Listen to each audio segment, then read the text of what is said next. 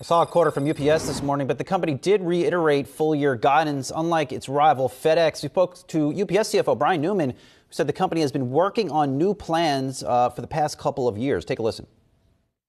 We spend a lot of money in G&A. We've been tightening the belt there, but we've been doing that for a couple of years, trying to right-size the business.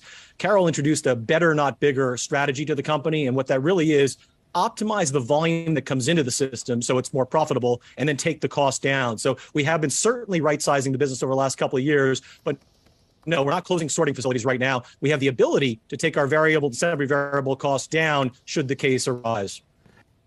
And a little bit of set of different circumstances over at FedEx, which led to Wells Fargo analyst Allison Poliniak-Cusic to slash her rating on the stock. Allison joins us now. Allison, really a different tone between what UPS reported today and what has been happening over at FedEx. Why do you think that's the case? Yeah, well, first, good morning. And it was clear, I would say it's execution, right? And as Brian mentioned in the previous comments, they've been on this path, right? They've been right-sizing the network. They're driving increased agility in the network. FedEx is maybe a couple steps behind at this point. They laid out certainly their cost plan, restructuring plan going forward to adjust to the current volume environment. Just the execution, I would say, you certainly saw that divergence this quarter.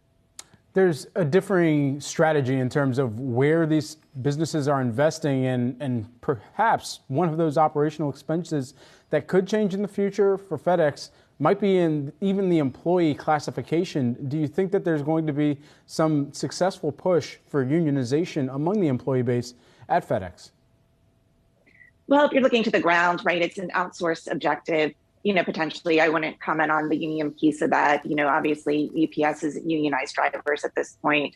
FedEx is certainly working with their providers on the ground piece domestically to adjust to the current environment.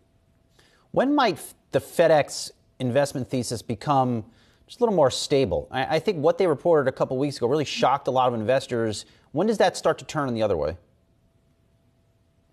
And that was part of the reason for our downgrade. If you look to the pre-announcement relative to what our numbers were, even since the miss was really driven by revenue, $1.50 of that miss was operations. That's the piece that they're trying to attack today. And I would say, just given the recent execution, our confidence in their ability to execute with the increasing headwinds is a little bit more lax at this point. So we're looking for, I would say, success at the execution initiatives, whether it's right-sizing the aircraft network, bringing down facilities, essentially just realigning their network, not only for the current environment, but obviously for the eventual pivot term.